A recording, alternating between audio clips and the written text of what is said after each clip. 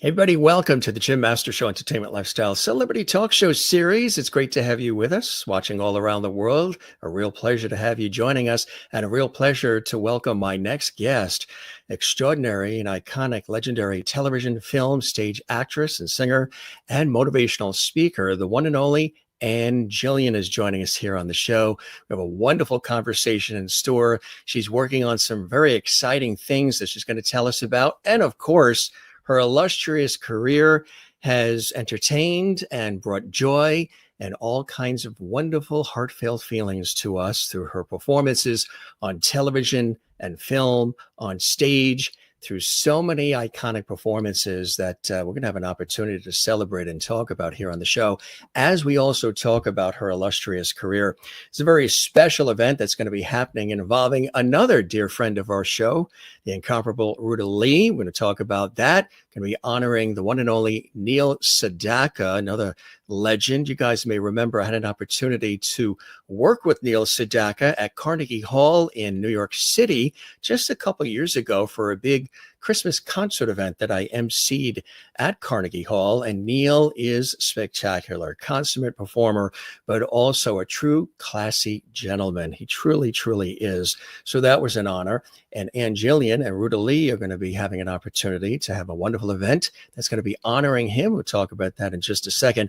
But let me remind you quickly of just a few of the amazing things that our special guest, the one and only Ann Jillian, has been a part of to bring us joy and smiles, to make us think, to make us cry, to make us laugh.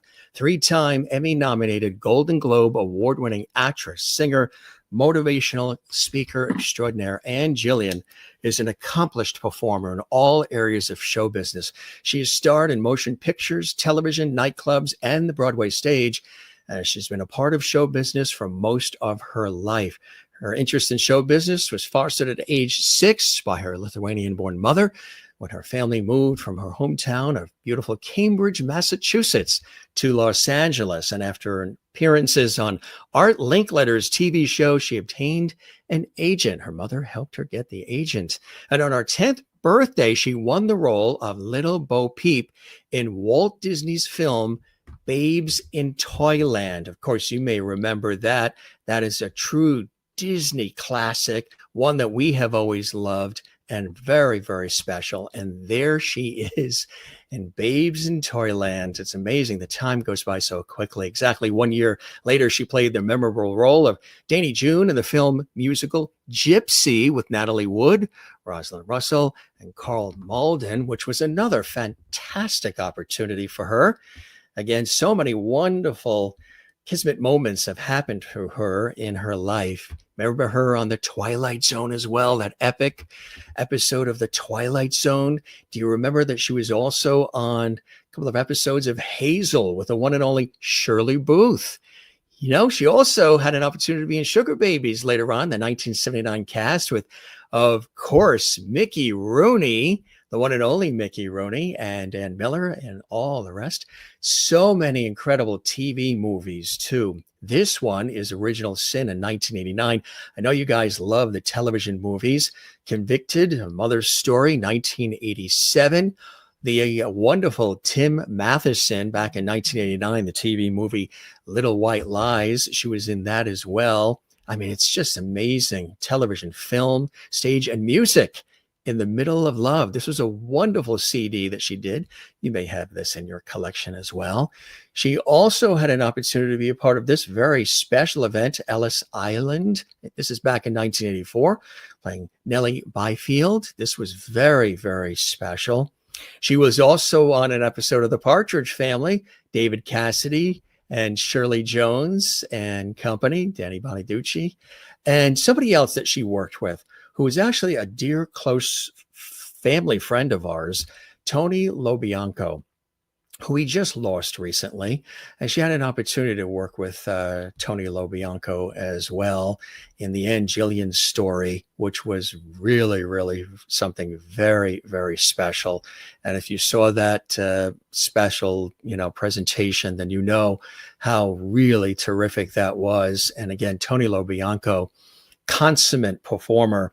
And I interviewed him on PBS many times. He became a dear friend, and she got to work with him as well. She also Emmy nomination playing Mae West, which she knocked out of the park. It was a spectacular performance. Of course, Mr. Mom, remember Mr. Mom as well, Joan and Mr. Mom. The series It's a Living, playing Cassie. That was another fantastic one. Everybody remembers that. Going back to 1989, another great one. And another movie, of course, in 83, Jennifer Slept Here. So many TV movies. California Dreaming in 89, that was another series. Battle of the Network Stars, Alice in Wonderland. The list, folks, it goes on and on and on, just scratching the short list. But again, there's a wonderful event that she's a part of with the consummate performer, the always vivacious Ruta Lee, who's, again, a dear friend of ours. And we're so excited to have her here in episodes past. And we're going to talk about that in just a minute. But first, let me welcome our illustrious guest, Hollywood royalty, Broadway royalty, and so much more, the one and only Ann Jillian, right here on the Gym. Thank you so much. I'm not so sure that I even deserve all of that. That was so beautiful. Thank you. And then some. Oh, the pleasure is all mine, Ann. Absolutely all mine. You know, the wonderful story of your father was in the Lithuanian Air Force, right? A commander? Yeah, he was a captain in the Lithuanian Air Force. And he was one of 10 children, and he was the one that was groomed originally they thought that he might be a priest, but he didn't. He climbed up a tree one day and saw a biplane go by, and went, "That's it, that's for me." And that's how he became, he grew up then being the only one that was sent to an academy that could, in fact, because he was a farmer's son, where he could become an officer, and that's what he did. And then the Second World War came, and they fled. Not while he was in the Air Force, but when the Germans took over, the Nazis took over, and then the Soviets took over. Of course, they conscripted the officers to be with them, and if you didn't go with them, of course, it was not a very good thing for them. And he knew that this was coming down the pike, and he took his family, and they fled, and they came here to America. They got sponsors and settled in Cambridge, Massachusetts, and that's where I was born. And if family legend is correct, I was conceived on the USS General Mercy, which many, many years later I performed on for. And there it is. You got it. Look at that. That's exactly what I saw in that beautiful turquoise, beautiful sea. And Bob Hope, I was performing with Bob Hope, and we went downstairs and we landed on the ship, and then I looked at everything and I thought, where did this happen? But of course, I don't know. Maybe there's a little bit more than you need to know, but anyway. But it's true. The Mercy, absolutely. You know, your story, it's really amazing because when Ruta Lee, who of course is a real firecracker, we love her. Oh, she's fantastic. You know, you'll laugh. When I did the intro for her, similar to what I just did with you, which I love to do, she said, "That is the best damn obituary I've ever heard. And when that day comes, I want you to do it." Just in Ruta Lee style, you know. Similarity to the stories that she shared about her family leaving Lithuania as well, their beloved country, which they love so much, but having to leave, and the way that they had to leave to come to, the promised land of America. It's uncanny, the similarity in the stories, huh? Yeah, I consider her my Lithuanian sister. We both love each other and care about each other. It's just she's a beautiful lady, but she's got that Lithuanian spunk. We all have that survival thing inside of us. I remember stories with my mother and father, and how they had my brother in a bicycle. They fled on a bicycle, and my brother was a toddler, not even, and he was sitting inside of the basket of my mother's bicycle, and they fled through forests, and sometimes the glint from the bicycles would be seen by airplanes that would be flying overhead. They didn't know, of course, in the airplanes who they were dealing with down there. They didn't know whether it was enemy, whether it was just people on bicycles, as they were. But at any rate, they were shot at. They missed, the bullets missed them. The dirt got on them. They went through minefields with, after having traded the bicycle for a wagon, a horse, and a cow, and a bag of oats, and to survive the travel. And they came upon this incredible clearing, and my father knew that he had to get over to the other side, but they didn't know what was in this clearing. When they got to the other side, there was a broken cable link fence and a sign that was kind of broken as well. And my mother was multilingual, and so he said, "What does that say?" And he goes, "It says danger, minefield." So somehow, miraculously, with him leading the horse, the buggy, my mother and my brother who were in the wagon, and the cow that followed afterwards,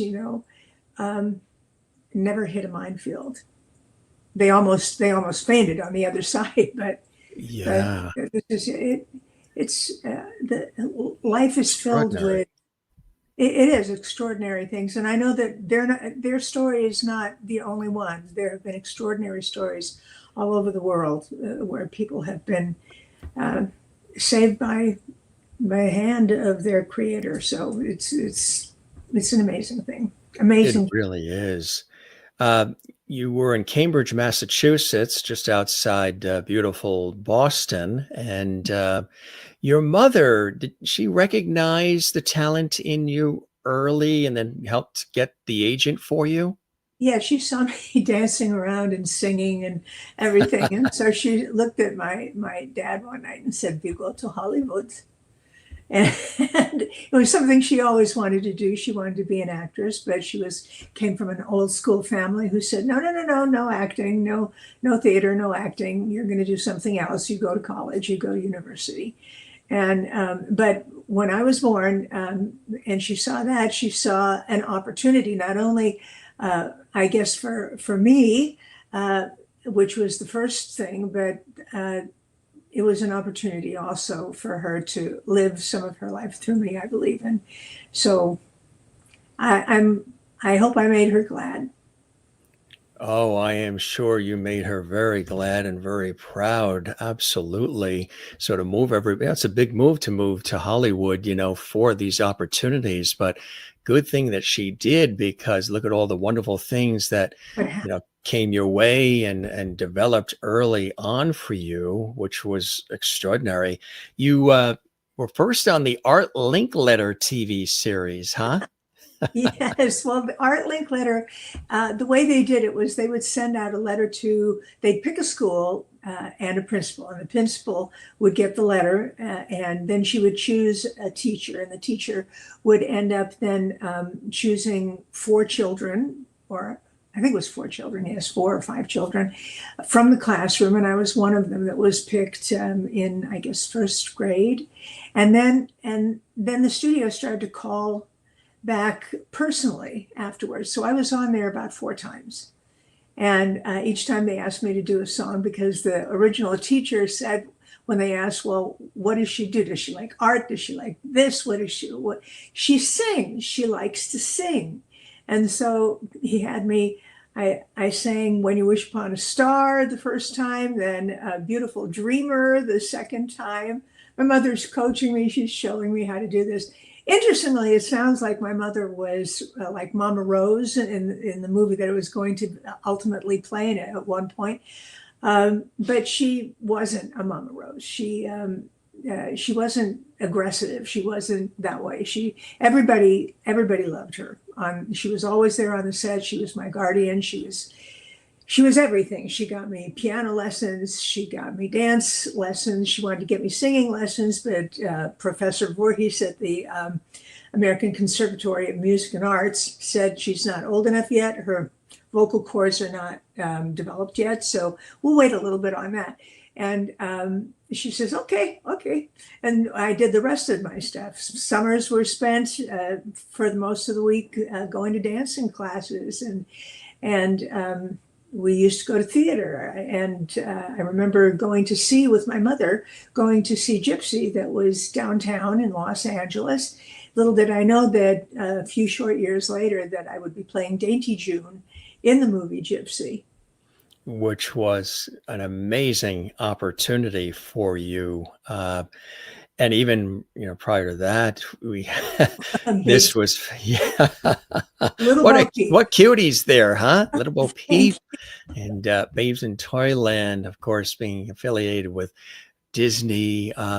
What was that like at such a young age to be a part of something which is, there's a cult following for anything that is Disney oriented, but just to be a part of something so spectacular and beautifully produced as Babes in Toyland? It was apparently it was the first movie that was both animation and live action kind of a movie, and it was the first of its kind. I didn't really, while that was an interesting thing to me more as I got older, looking in retrospect, originally what I thought was, are you kidding me? I'm standing inside of a dressing room where they're taking my measurements to make me a dress for Little Bo Peep, and they're doing my hair and they're doing my makeup and everything. And here I am pretending what kids all do. And getting paid for it. But that didn't really matter to me that much. And my mother and father would always place the money back into me. My mother never owned a fur, kind of like my Yiddish mama. She, her jewels and her treasures were in her children. And so it was an amazing thing. And I met Mr. Disney. And in fact, here's a little bit of a tidbit for you. On the set, my mother got a notation that Mr. Disney wanted to meet with me and with her, and would we please come up to the office at such and such a time? So we said, okay, fine. We went over there. He had us sit at his table. There was this big, beautiful desk there, as I recall, but I was little, so everything was big to me. And anyway, he started with my mother. He says, Mrs. Nocieda, you have a beautiful name. However, it is a little bit difficult to pronounce. And it's customary here in the industry, because we think that Anne is going to have a career ahead of her. And we'd like to have her... we'd like to give her a professional name, because that's something that we do often here. And he said, so if it's all right with you, we would like to change her name and her last name and give her a professional name. And my mother, being the wise woman that she was, said, well, you know the best. And so we went ahead, and Jack Donahue, who was the director of the film, said, my daughter's name is Jill.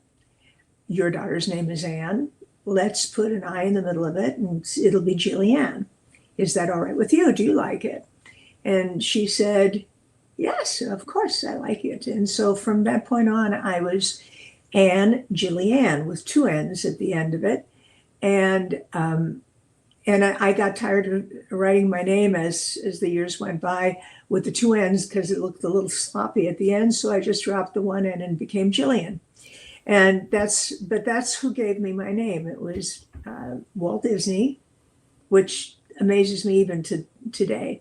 Walt Disney gave me my professional name, and Jack Donahue. That is incredible, right? Yeah. I mean, yeah, considering all the names he gave and to his characters, that was a good one to give you. It was a good one. It did me well for a long time. It's Absolutely right. And you mentioned Gypsy. That was quite an honor to be a part of that, huh? and look at Natalie Wood there. God, Oh that boy. played my sister Louise, who later became Gypsy in the film. Um, the baby June. I played Dainty June. Baby June was played by Suzanne Capito at the time, who later became known as Morgan Brittany, she was a wonderful dancer and a wonderful little performer. I thought to myself, wow, that's great. Look at her. She's like this little twirling, twirling, beautiful little thing all the way across the stage. Which is amazing, really. Some of the amazing folks you've had an opportunity to work with is extraordinary too. And we recently had another dear friend on our series, Ann Serling, the daughter of Rod Serling, and we were talking about Rod, and we were talking about the Twilight Zone, and she wanted people to know that Rod off screen isn't the stoic person he is in the suits with the cigarette like he was in Twilight Zone. That at home he had clown costumes, and he was loving, and he was dad, he was warm, he was funny. But what a genius he was in terms of Yeah. creating the Twilight Zone series. And of many of the extraordinary actors and actresses who came through that series, you had an opportunity to as well in 1963. What was it like being a part of that? And you probably look back at it now saying, that really was an iconic series to be a part of. Yes, it absolutely was. I remember when my mother said that you have an interview with for the Twilight Zone, and we were going to the MGM studios, and I walked in, and there he was with two other gentlemen. I believe it was the director and the writer as well. And when he talked to me, he didn't, I assumed that that's how he was with all the children that were there. He didn't talk down. He talked very equally to the children that came in. And he was extremely polite, but I immediately felt calm and at home. Probably because he was a very good father, as his daughter described. But of course, he didn't do the same thing that he did when he got home. But he was very matter of fact with me, and asked me to read, and asked me quite a few questions. And I was asked to come back a couple of times after that, and I got the job to do that. And one of the greatest compliments that was originally on screen if you can find like a tape of the actual original one, it said, tonight the subject of our story is Ilse Nielsen, a remarkable girl, played by a very remarkable girl, Ann Jillian. And to me, when I was watching it, and I was young, and I was 12 years old, I thought, oh my goodness, this is so incredible. I can't believe this is going on. But what gets me now is not my necessarily, in fact, I've pretty much forgotten my performance that much. But what I do remember is his introduction. And it still moves me today, because it's in retrospect that you see exactly how special those things were. So I'm very, very thankful. I've been blessed so much throughout my entire life, in my career and in my personal life as well. Absolutely. And you've blessed us and continue to with everything that you have done and continue to do. You even stopped by Hazel's house, Shirley Booth and Company, on a couple of episodes. That was great. What was it like working with Shirley The Booth? first one, I actually was in Hazel with the first family, with Don DeFore. Don DeFore, right. And Yes. Whitney Blake. And Whitney Blake, exactly. And I was a younger, I think I was part of the family there or something. Yes. But then in the second family of Hazel, it was I was supposed to be a young secretary, a teenage secretary, working for a real estate man who was the character, was that he was the brother of Don DeFore. And so I was a semi-regular on that, and I was a semi-regular on a couple of times there on that original Hazel with Don DeFore. So I had my feet in both arenas. It was pretty much, it was a lot of fun. Partridge Family too, David Cassidy and yeah. Susan Day, and I remember this. That picture was towards the end of the story, and he was apparently he was a little shy getting together with the girls, and then the girls got together and wanted to give him some confidence, and so that was all of us surrounding him there, as I recall. That's right.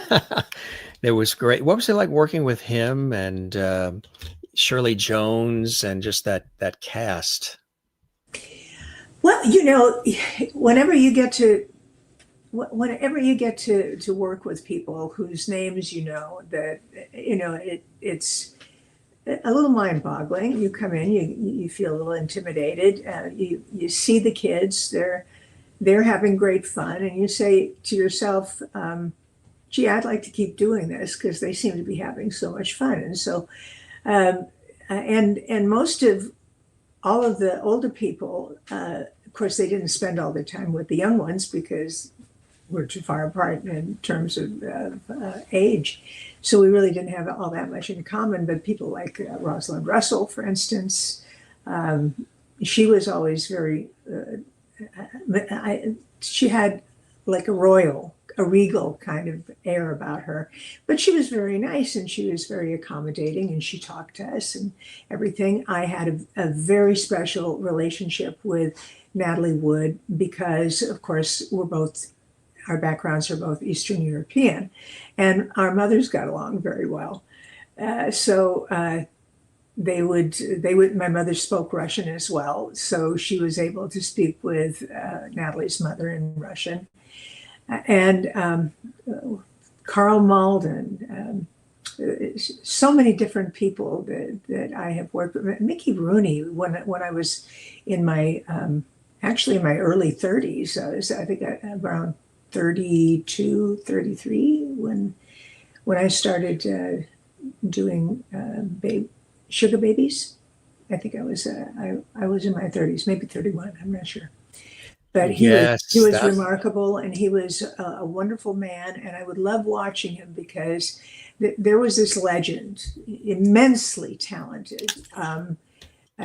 You should go around. We should have gone around with a recorder, making recordings of him because his mind was so fertile. He was constantly thinking about things to do, to invent, and he did, as I recall. And he was a master at what he did. He could be talking to you backstage and be laughing, and then all of a sudden he heard his cue, and he'd have to be crying, and he'd go out there and he'd just do it at the drop of a hat. And you wonder, where does he get this? How does he pull this out of himself? And of course, you also saw Annie Miller there, who also was a wonderful performer and a great lady and great fun to be with, and a character. She's just wonderful to be with all those people. You took on the role of, and you put your own spin on it, which was extraordinary, of the iconic Mae West, and got the Emmy nomination as well. That was my Feist Emmy nomination. Your Feist one, absolutely. And that wasn't the Cambridge accent. No, that wasn't a Cambridge. That would be some chowder and Cape Cod. But you really were. What was great about it is you didn't want to impersonate her. You were playing her. Tell us about how that developed. That was an extraordinary performance, one of many that you've graced us with, Anne. Thank you. Well, thank you for noticing that. Yes, I did not want to make her a caricature because she was so unique as in real life as it was already, and to do anything over that would have made her into a caricature. So I tried to make her her. I tried to I tried to get into her shoes, and I loved her humor because it was very campy at the time, and I came to understand how she was and why she thought the way she did and why she acted the way she did. And I shared her sense of humor in terms of an appreciation of the absurd.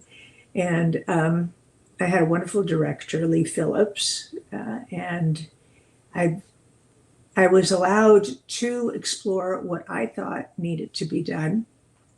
And he would always say, well, let's do it this way. And then I'd do it the way he wanted. And then he'd go, okay, let's try it this way. And then I'd do it the way. He says, okay, now what do you want to do? And that was pretty much every single scene. And sometimes he used what I wanted to do, which I thought was really great. And other times he used what he wanted to do, which was equally great and probably far better than anything that I would have thought of in that particular scene. But no, it's a group effort. Everybody puts their stuff in there. You won a Golden Globe for the Ann Jillian story back in 1988, and you worked with somebody who we just lost recently, a dear friend of mine and his lovely wife as well, the one and only Tony LoBianco. Really just a class act. Interviewed him multiple times on PBS, and we worked together at Carnegie Hall on projects. He just was wonderful.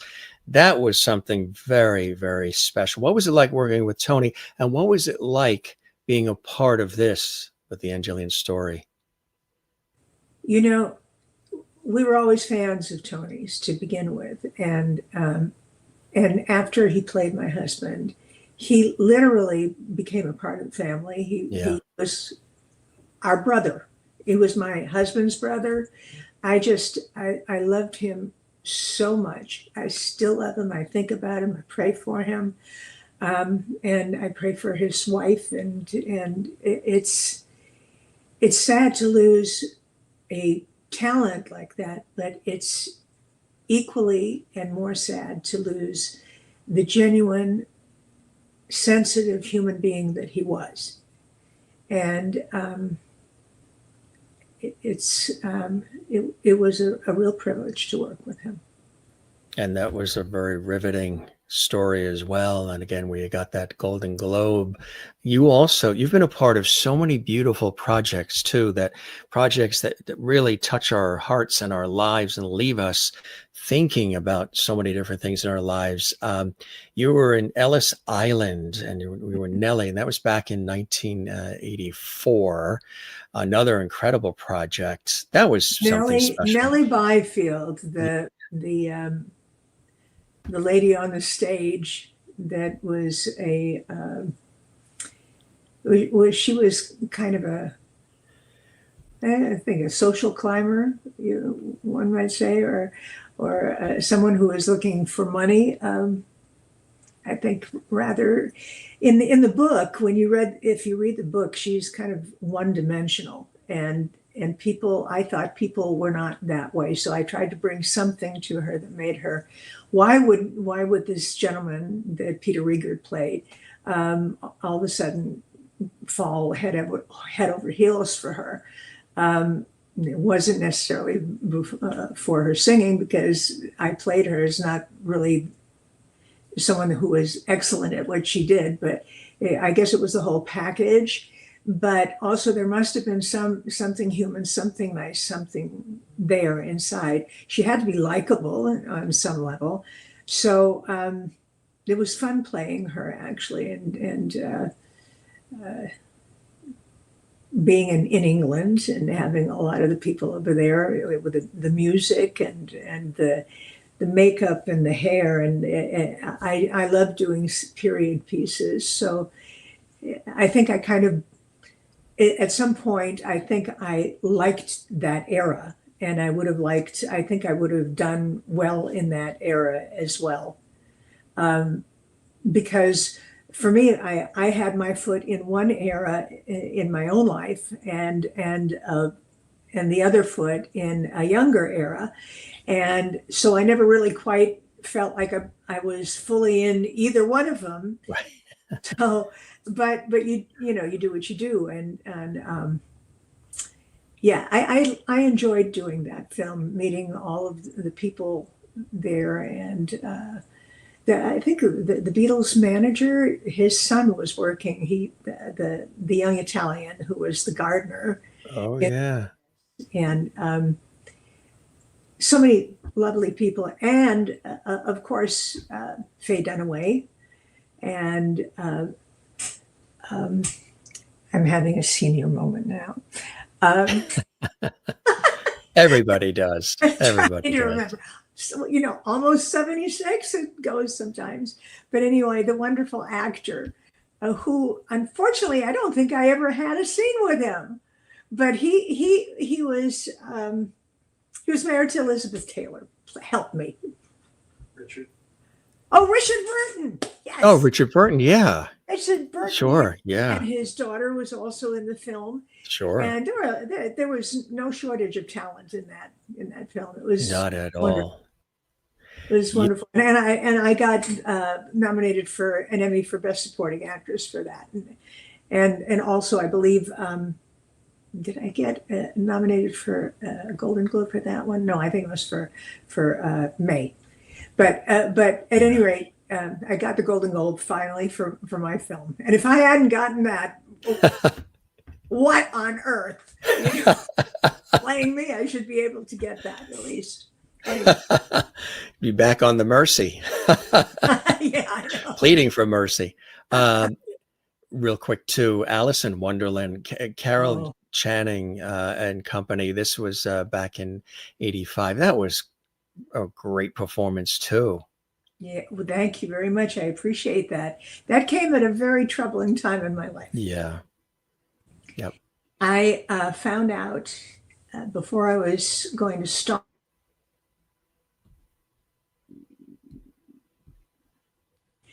the Irwin Allen extravaganza of Alice in Wonderland that I had breast cancer and that I would have to have a modified radical bilateral mastectomy. And so the networks and everybody, of course, got together, and Irwin called me and he says, well, you know, we want you to get well. That's the first thing that we want you to do, and just don't worry about us. We'll work around you. We'll you know, it's okay. You get well first. That's the most important thing. And I kind of sensed that there was a little bit of he was holding something back at that point. And I said, you know, Irwin, I really need to feel like I can come back to something. It's important to have something to come back to. And I think also it might be setting a precedent if I did not continue in the film.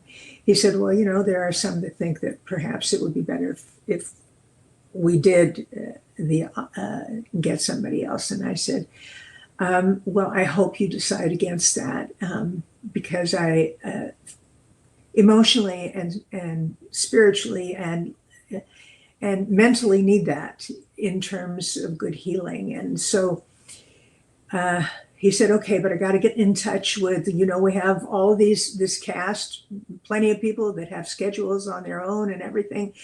And within half an hour, he called back and he said, okay, kid, you're in, and every single one of the characters, every single one of the stars that were in there said that they would adapt and adjust their schedules to me and my schedule. And he says, the only thing is you got to come back 11 days later. You have to come back in 11 days. Can you do it? And I said, I'll be there. And I got there, and Harvey Korman was crying, and he wanted to. I had to do a pratfall, and I was not going to allow something not to let. And thank goodness for my dance training for all those years. Mama put her money in a good place because my body was strong, and I was able to do the pratfall without hurting myself, and he helped me up, and he played the White King opposite Carol Channing, and then there was a number that Carol and I did. There are a number of numbers that we did together, but one was about numbers. and at the end of it, she had her hands up in the air like this, and I did not have my range of movement yet. And I thought to myself, well, this isn't good news. I can't do any less than Carol does. So a little bit of ego got in there, but it helped me to actually bring my range of movement back. And so that little walk that you saw, that kind of like a very character-like walk for the Red Queen, was just because that's the way I was walking then, because I was healing. So it served me well as far as that was concerned. But I love that. Steve Allen wrote a particular song in there that I think he may have written because of what happened, and it was called Emotions. You might be able to see it on YouTube, where he was playing the piano, and it's a beautiful song. It's a beautiful ballad, but it came at a perfect time for you. Yeah. Yes, all of that came, of all the things, Alice in Wonderland coming at such an important and perfect time for you in your life, which was wonderful. I'm going to talk about the events that are coming up as well, but real quick, there were two other things. We'll have you back, of course, and you have the book you're writing and all. People will say, Jim, you have to mention Mr. Mom. That was fantastic being a part of that, huh? Mr. Mom was a great experience because, much like Mickey Rooney, he did some wonderful things. And of course, I loved working with my two co-stars, not my two co-stars. I was the co-star.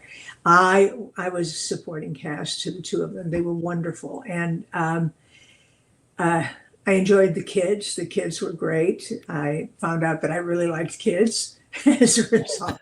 They were cute as can be. But I liked being Joan because Joan was like the neighborhood locust. She was just kind of, it was a fun part to play. So many, yeah. Everybody there, they were great. Yeah. Great. Everybody,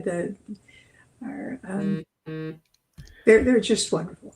Absolutely. And of course, Cassie. It's Cassie. a Living. It's a Living. Yes. Yeah. Everybody knows you. I came back from New York and Sugar Babies, having been the soubrette lead over there. And Joyce Selznick was out for ABC. She was the casting director.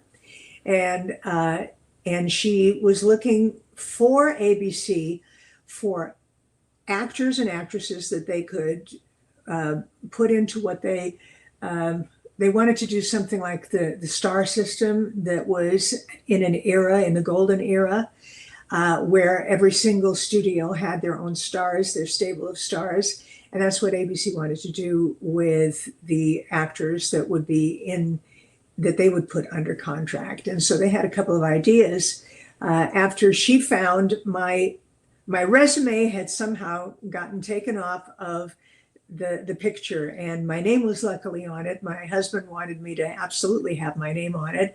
And she looked it up and she found out that I was doing the soubrette lead in Sugar Babies. So she wanted to come and see it. She asked me to come in and she interviewed with me. She sent all the information to ABC. They were interested. And as it turned out, ultimately, I became a part of the stable of actors there. And I went back to ABC, and there were a number of things that I was sent out on, but two were the ones that were really interested. They're in the TV department, TV series department, and then also in the movie department. And so because a series brings in more revenue, I was taken for It's a Living. It was the smallest part and the last one cast. And they got somebody to do my hair And that was when it grew a little bit longer, the one that you're seeing now up on screen. But originally, Bjorn Borg was the one. He's the tennis player. Bjorn Sailor. Yes. He was a hair. He was known for making images, and so he cut my hair and he got it platinum blonde, and then all of a sudden, boom! And the character and the show was written so well that Stu Silver was one of the writers there, and Marcia Posner Williams, whom I love, and I love her husband Wayne, who's also a photographer, and Marcia Posner Williams was a writer producer of the show as well, and we became great friends afterwards because we didn't live far from each other in Sherman Oaks, and at any rate, it catapulted me in a weekly series in front of the public's eye, and the public fell in love with the character of Cassie. She was just brassy, and she was off the cuff, and they liked her. And I'm so glad that they did. I'm so glad to all of you for being fans. And if you were, and even if you're not, if you're watching this for the first time, thank you for tuning in. It was really lovely. You did an awful lot to help me. And when you helped me, you helped my family. And I thank you for all of that. Everybody loves you, Ann Jillian, everybody. And you were the queen of the TV movies too, Convicted of a Mother's Story, Original Sin in '89 with Charlton Heston. With Charlton Heston, yes. Oh my gosh. Right, back in '89. Yeah, I know. It's humble. I was very humbled, I just could not believe that I was going to be in a movie with Charlton Heston, Little White Lies in '89. Tim Matheson. Tim Matheson was a doll baby. He's so great, and I love the Virgin River that he directed and also is in as well. He's just such a talented young. Absolutely. Well, I'm still thinking of us as young, but he always was very talented. And, absolutely. Yeah. Jennifer slept here. I mean, you. My gosh, there we are. There incredible Don stuff. David, who played the little boy that moved into my old mansion because Jennifer is a ghost of an actress who got run over by an ice cream truck. That's true. Absolutely. California Dreamin'. And of course, Battle of the Network Stars. Who was not on that, right? Oh my gosh, that was the big thing. That was the big thing.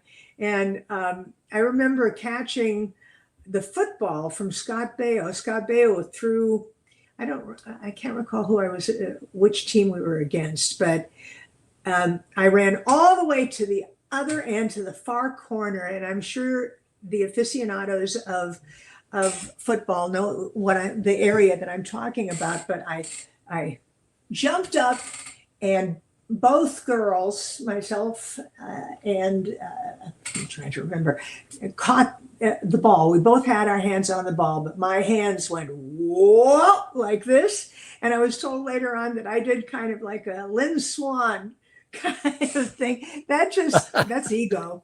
That's just ego. I have to get that ball. You had to get it. And it was fun. We did about 3 of them. Yeah, that's right. You gave it your all. Music too. I would encourage people to get this wonderful album, of course, CD. It's like a little boutique. It's a boutique item. It is, right? Yeah, it's wonderful. In the Middle of Love. Steve Allen asked me to perform some of his musical numbers and we know that he's a very prolific writer. And he said, you can choose anyone you want. I love them all. It doesn't matter to me. And I said, well, okay, that's great. And there are a couple in there that I personally just really love. And one of them he always loved very much. He thought it sounded like a song that Michael Jackson might sing, and I thought, "Whoops! Well, how am I going to do this? Because I don't sing like Michael Jackson." But we did it in our own way, and I remember him saying, "We do a little bit of this and this." We did it in one day, and it's got a lot of beautiful songs on it. "I Love You" says it very well. Is one of my favorite ones. A beautiful one. I encourage folks to get that. And again, this wonderful event that's happening with the fantastic Rudalee. There she is. There and she is. honoring the incomparable Neil Sedaka. Again, I got a chance to work with him at Carnegie Hall on a big Christmas concert special. I emceed at Carnegie Hall. Such a classy guy, such a gentleman, and such a talent as well. This is really something very, very special. Again, two big things that are coming up. This particular one is Rudalee and the Thalians announcing the 2025 Mr. Wonderful Award, Yes. which is fantastic. Again, that's perfect for Neil Sedaka and so many others who've had an opportunity to get that fabulous award as well, being presented to Neil Sedaka with a special performance by our very special guest, Ann Jillian, to benefit the mental health of our veterans, which is so important. Tell us about being and the families too. Tell us about being a part of such an illustrious event, Ann. Well, first of all, I was invited through Ruda early on, and I got to watch exactly what an incredible affair it is, and the good that they do with the mental health for our veterans, for their families, for the caregivers, and now that Operation Mend is associated with UCLA. Also, people that come in and that need to have some mental help. It is a charity that I have seen such commitment from Debbie Reynolds, from Ruda, from the people that started it. It started in Jane Mansfield's mansion, actually. Oh, and there's Neil, and there's on the occasion of Ruda's 90th birthday. God love her and God love him. Look at the two of them. I was able to sing a couple of love songs to Ruda because I love her face. Anyway, but talking about Mr. Wonderful over here, Mr. Neil Sedaka, who of us have not sung over and over again and hummed and had special moments in our lives with his music? His music spans the decades, and he absolutely deserves to be our Mr. Wonderful. We also have a lovely angel that we're going to be awarding the Debbie Reynolds Angel Awards to, Madeline Gussman, who is a part of the Board of Governors as well. And she's a very, very generous woman. And so such a lovely lady as well.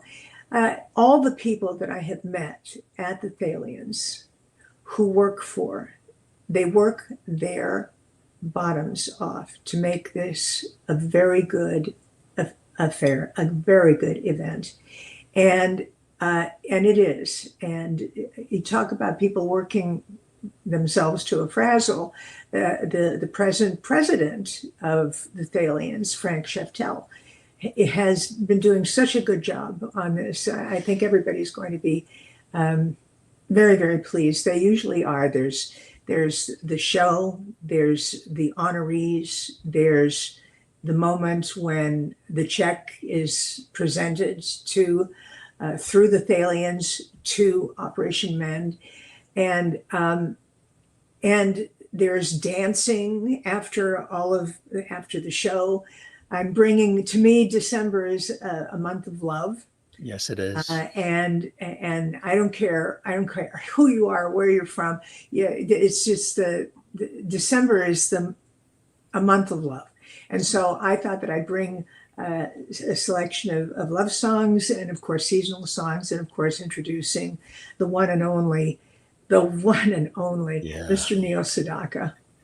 Beautiful. And there is, to learn more, folks, we've been showing at Thalians.org. Rudy Lee's been here to talk about that wonderful group as well. It's going to be fantastic at the El Porto Theater on the Debbie Reynolds stage. And it's full circle, and Mr. Wonderful Award was designed by Walt Disney. Oh, wow. Yes. Wow. See, it's full circle for you, Ann. Do you have, yeah, you do. You have the Thalians.org, and this is going to be at the Bel Air Country Club. Oh, very nice. It's kind of slightly more intimate because we use the big stage, the proscenium, and everything at the beautiful.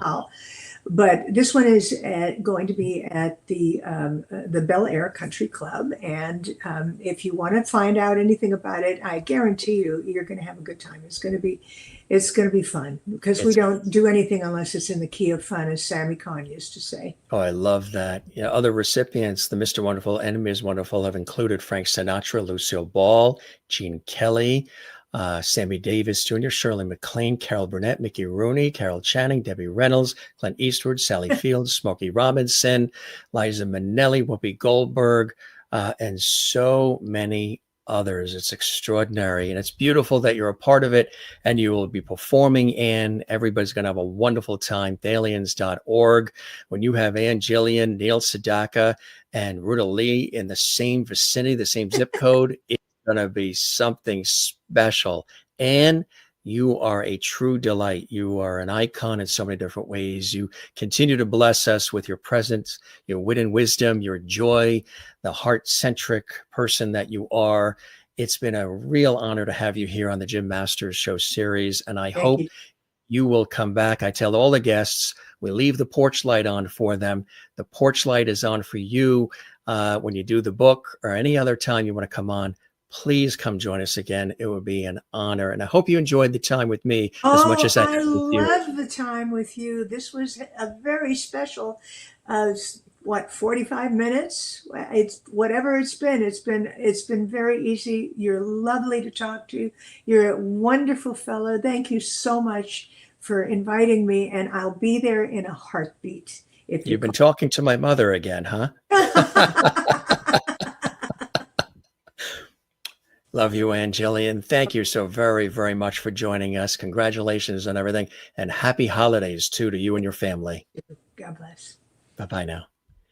Here's how you can get tickets to learn more, folks, as well. Go to Thalians.org. It's a sensational event, a beautiful event, and honoring the one and only, as Ann said herself, the one and only Neil Sedaka, responsible for decades of incredible music.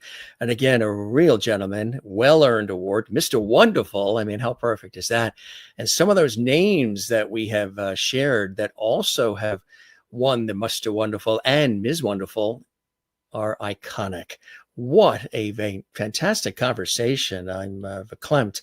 It's really been very, very special chatting with the one and only Ann Jillian. I know you're all excited about it. All of our viewers watching around the world, we thank you for joining us. She is a true legend. She's a real gifted talent. She's a true spirit. She's been very open about her life and about the things that she believes in and the things that she cares about. And I think that is so beautiful. And she has been on our television screens, in the movies, on stage, music, all of it for such a long time, all the way back to Babes in Toyland with Disney and Company. Really, really a blessing to have an opportunity to really spend this time with her. She'll be back. We will have her back. Now you're going to look for the Twilight Zone that she was in. You're going to look for the Hazel episodes, right? You're going to see Convicted, a Mother's Story. I mean, she really has been in so many different things. The Partridge Family episode, all of it. A true blessing and a Hollywood icon on so many different levels. She's humble when I say that. She's very humble about it, but I'll say it for everybody. You guys know she truly, truly is. She's touched our lives and our hearts in so many different ways, and she continues to do the very same with touching our lives through the things that she believes in, like this wonderful event that's happening. So again, Thalians.org, Ruta Lee, she puts on a great show too. So it's going to be something special and honoring the one and only Neil Sedaka, who again, I had an opportunity to work with at Carnegie Hall, and he is fantastic. He really is. So, and of course, a little photo of Debbie Reynolds. She mentioned Debbie Reynolds as well, and another iconic soul. Good stuff, folks. We're talking about Ann Jillian here on the Jim Masters Show. We thank you so very much for joining us. As I always say, don't forget to love one another. Don't forget to take care of one another. And don't forget to do the very, very same for yourself. If this is your first time watching the Jim Masters Show Entertainment Lifestyle Celebrity Talk Show series coming to you from New York in the USA, well, thanks for being with us. Come join us again. It's an honor and a pleasure to have you here with us as well. You can follow us on Facebook as well as X and Instagram at Jim Masters TV. And again, spread the word about our series. We love having you here.